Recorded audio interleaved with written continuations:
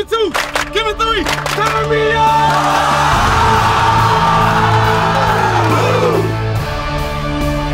I have one question to ask.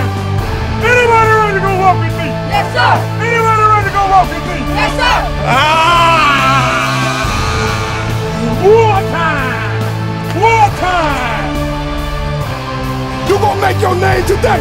You understand? Yes, sir. 1 o'clock. 2 o'clock. How you feel? How you feel?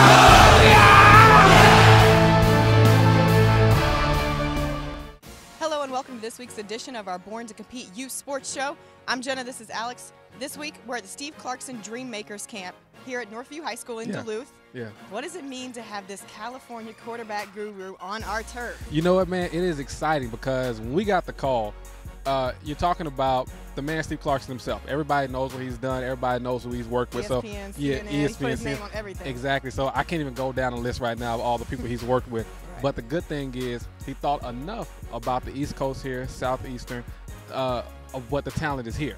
And so he decided to come on out here and see what they have out here.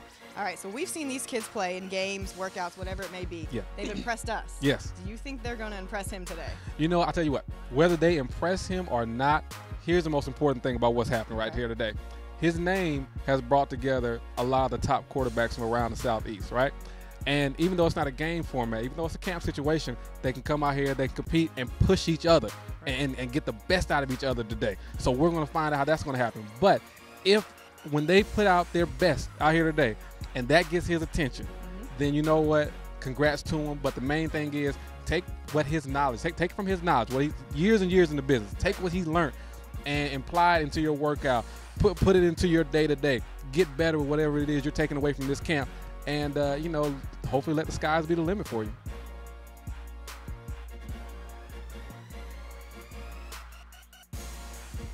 All right, the man, I don't even think we need any introduction, is joining me right now. You're in Atlanta, Georgia, a suburb of Atlanta, Georgia.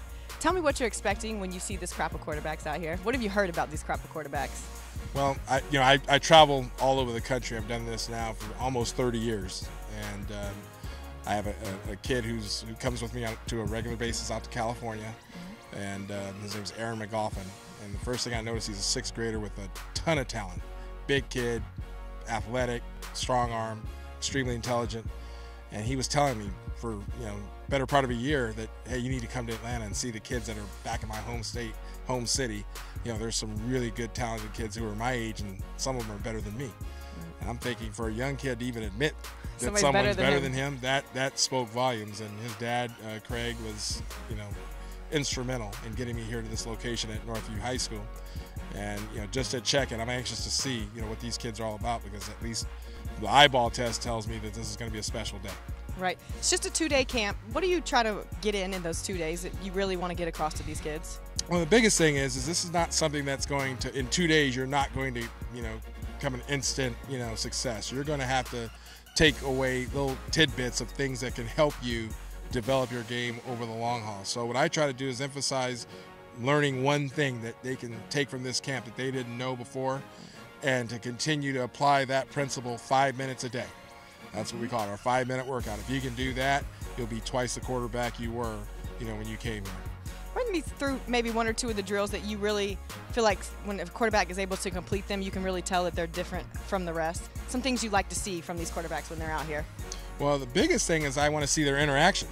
I want to see how they work with their peers, because to me, as an evaluator, one of the things that I need to know is what kind of leadership skills does this kid have, and his ability to come outside of his shell, so to speak, and then perform. The performance, most of these kids can do it, but the ones that will truly make it are the ones that can come across with that certain intangible that you can't really teach. So those guys separate themselves quickly from the pack.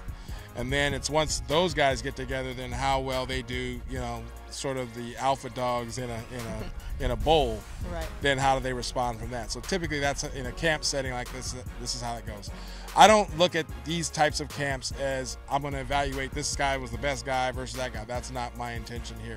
My job really for these kids is really to educate their parents, because ultimately at the end of the day, I'm just a small, segment of hours in time they have them 365 days out of the year. So it's more important that whatever I present here at the camp resonates with the people in the stands, so that they can go back and reemphasize some of the things that their kids learned today and tomorrow, and then take that from the next day, the next day after that, the week after, the year after, so on and so forth. All right. Well, I know some of these quarterbacks have impressed me when I've been out to their workouts and some of their games. So I'm interested to see if they impress you. So we're gonna let them get out there, work with these kids, and I want to hear from you at the end. Oh, see if they really stuck out to you. Oh, I'm sure they're going to be great.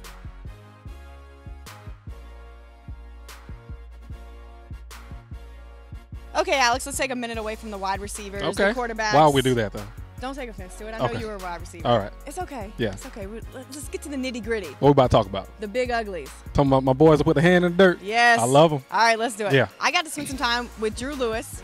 I know we're all familiar with Mr. Lewis. I went up to Sequoia High School where this young man is working out. He's going to be a Chief next year. Yeah. Tell me why you love this man. Why you made him our Offensive Lineman of the Year. You know what? I have been following Drew since he's been in 6th grade, and he was big then.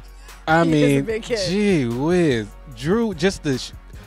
Drew's one of those kids. We always have a saying in football that size alone can get you recruited sometimes. So size alone will get him looked at, but it's the level that he plays at is what's going to make him one of the top players in the country. He is just something to see. Listen, the way he fires off the ball, I know we talk about Boo Man, we talk about Robert Cooper, we talk about a lot of those kids, but in all honesty, the way he fires off the ball has to be the best. Okay. It is the best we've seen at his current age group. The way he uses his hands, he can pass block, he can run block. I mean, he is seriously the real deal. And once he gets engaged, once he gets locked on, I mean, I think I heard somebody scream one time. Oh, it was that bad. Don't name any names. Yeah, no, but Drew is that good to go along with his beard, though. Yeah. I know he did have the full beard. He got the full beard going on. He was 6'3", 275 when I went to visit him, and I think he's probably already bigger. He's probably since then. Yeah. So anyway, let's take our B2C Prime overtime check-in with Drew Lewis. Here it is. You don't come across many 6'3", 275-pound 8th graders, but I found one in Hinton, Georgia. Drew Lewis told me he's been playing football for almost a decade now and has found a home on the offensive line. I was just like getting close-up combat to one another, just hitting someone in the mouth. At 14, Drew has intimidating size for his age. He's a huge lineman, but Lewis is very athletic for his size. He has no wasted steps as he fires off the ball well. Once Drew locks in on the defender, he's locked in. So in other words, if he gets his hands on you, it's trouble. Let's just say you probably won't be able to get out of his grip. With that being said, there's always room for improvement, and Drew knows it. Footwork, weight training, get a lot stronger, get ready for the next few years. The next few years, this will be his new home, Sequoia High School, where Lewis said he's working hard to hopefully make varsity as a freshman. I'm real excited. Hopefully 12th or 11th grade year we should win the state championship, everyone's been saying. It's going to be difficult, but I'm ready for it. A lot of bigger people my size now, so it's going to be harder. Got to work harder, especially get the grades right for everything, and it'll be good though. Success has followed Drew throughout his youth career so far. Every year, Lewis's teams have consistently been one of the top in the state in rushing yards per game in their age group. Oh yeah, and his team won back-to-back GMSAA championships. It was fun winning 3 state championships in a row. A lot of all-star teams, offensive lineman of the year this year. It's been great. We appreciate the plug, Drew. Yes, Lewis was honored at the banquet as our B2C Offensive Lineman of the Year. This big, strong, punishing blocker is a Georgia boy through and through. So it's no surprise when I asked him if any colleges already stick out to him, he gave me this answer. Not really, but I've always wanted to go to Georgia. So maybe being a Bulldog is in his future, but what I can tell you for now is that the Chiefs are happy to have him for the next 4 years. That's our B2C Prime Overtime Check-In with Drew Lewis. Okay, Alex, let's go to another hard court now. All right. Tennis. You didn't know I could play, did you? I had no idea you could play. I mean, I just thought you were a basketball all-star. No. So you can play tennis? You're like, yes, of course I play tennis. You're lucky we're not on the court right now. Jenna, you don't want to do that. You would be embarrassed I'm right an now. athlete, Jenna. You don't want to do that. I'll win. I'll win. That's a big game. Anyway, we've got some kids that can play. I don't know. I'm sure you can, but these kids can. Tell me a little bit about what we're about to see. All right. this past week we had a chance to see the USTA Atlanta City Championships, man. Kids out there competing want to be considered the best in the city, and they're going to move on to state. So the competition was very good, man. Kids going all out, obviously playing a whole lot better than I could ever play. But I agree with that. Yeah, it was good to see these kids go out there, man, compete for a championship like it's supposed to be. All right, let's take a look right here. The USTA City Championship for Atlanta brought the best youth tennis players from around the city to compete for the city championship. The winners of the city will move on to represent the area and compete for the Georgia State Championship. The competition was played at a high level as the players put their skills on the line in order to see who will be named the best in Atlanta. Hi, this is the Country Club of the South tennis team, 14 and under, and we just won against Sterling, and a big congrats, and it was really fun playing.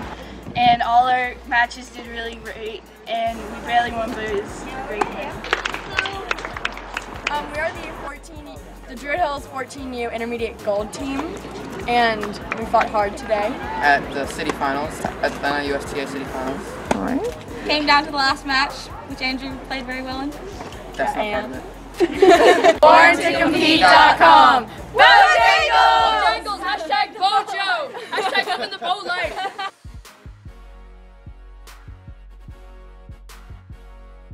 I got something that's going to impress you. What you got? Okay, I know you guys have seen this kid, Chris Hinton Jr. Oh, yeah. We know Daddy Hinton. Yeah. We know Mama Hinton. Uh-huh. Comes from the athletic family. Yeah. Two-sport athlete, football and basketball. Yeah. I caught up with him on the hardwood. He's our prime performer this week.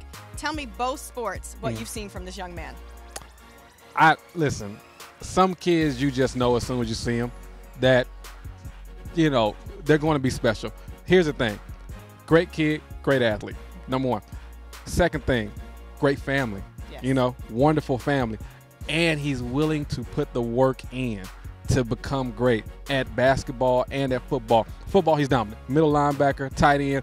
There's not a better player in the country. Right. There's not a better seventh grader out there, hands down. I don't care what nobody says. It's not happening. Wow. Middle linebacker, tight end. Look at me, I don't care. Middle linebacker, tight end. There's no one better. He's the best we've seen come through since Isaac Natu, and Isaac Natu's now at Buford. He was offered a scholarship by University of Michigan as a freshman. He's that good. Okay. Then basketball, he's growing into the sport, but he's still considered top 10 basketball player, ranked in the nation by multiple sources. So listen, the kid's the real deal, man. Like I said, his parents know how to push him and get the best out of him and know exactly what to do.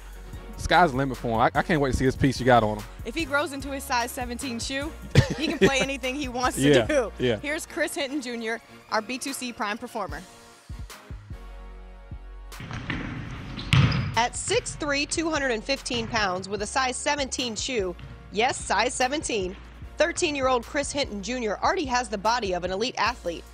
He's the best athlete we at Born to Compete have seen in a while. And Hinton comes from a family of athletes. With mom excelling on the hardwood and dad on the gridiron, Chris finds himself following in both of their footsteps. There's no preference. It's just depending on what season it is, my favorite. Very smart kid, very intelligent, and then physically, you know, obviously at that age to see a body of that size and magnitude, it's, you know, it's like a man amongst boys. So the post presence is a given, but Hinton is working with Dorian Lee to develop his outside game to try and be more versatile. Lee compares Chris to one particular former NBA player. He reminds me a lot, not just of the physicality, but of Glenn Davis, you know, the agility, the ability to move, you know, being agile, and, you know, just a very unique specimen. A very powerful game. I like to use my strength to my advantage, and I can shoot the mid-range shot, and also I can take them on the ground. So that's what Chris can do on the court, and it's similar to his play on the football field. He's aggressive and smart, a great combination that allows him to tackle well in the open field and run routes to perfection. He's an opposing opponent from the linebacker position, and on offense, you can put the ball in his hands and expect him to score. He and his teammates in Johns Creek have experienced quite a bit of success already. I was winning the championship the last 2 years, but I'm still trying to work hard to get better. But I've had fun. I've been playing since I was 8, and it's been a good experience. And he still has one more year of youth ball to go. Yeah, Chris is just a 7th grader. Hinton is already dominating on whatever playing surface he is on, similar to a young Julius Peppers. But Chris and his basketball trainer know that the next level is a whole new ball game. for him, it's about being as skilled as possible, the knowledge of the game, increasing, understanding, concepts, defenses, offenses, and how people are going to really play him as he continues to improve. And I think he's up for the challenge. Again, very intelligent kid. So the things that you put in front of him, he can process them. That will translate whether he has a basketball or a football in his hands. So I put Chris on the spot at the end of our interview. If you had to pick one right now, here now, football or basketball, could you pick? No. No. Not yet, no. For his work on the hardwood and the gridiron, Chris Hinton Jr. is our B2C prime performer. Okay, Alex, football, basketball, tennis, we've done it all. Steve Hold Clark. up, the sport you swear you're good at, tennis? Still trying, guys. Don't worry. One of these future shows, we're going to have some highlights of Alex and I squaring off. All right. You sure you want to do this in front of everybody? Okay. All right. You'll wait for that one. You guys are going to tune back in for that one, I know. Anyway, Gonna be able to football, cry. basketball, Go ahead. tennis. We covered it all this week. Mhm. We got baseball in full swing. We got Yeah. more prime performers. We got more overtime check-ins coming in next week. Yeah. I'm excited, man. I'm excited, man. I tell you what, every week we get to go out and just cover kids in their element, man. It's not about necessarily hyping them up because we're letting the cameras roll. So you're going to see it no matter what. You know, either we're going to be proven wrong or right. But kids are out here competing. Steve Clarkson obviously thought enough about this area here to come on down here all the way from California. That means you hopping on a plane, man, and it ain't quick. I already hate long road trips. So if he's hopping on a plane and it's about 8 hours, that means you better want to be here. So, everybody's taking advantage of opportunities that are given, especially around this time, springtime and everything like that. So, again, I'm just happy, man. It's a good time being B2C, man. It's a great time. I agree. Great time, man. We appreciate you guys joining us. I'm Jenna. This is Alex. Yep. We'll see you back here next week. All right, take care, man.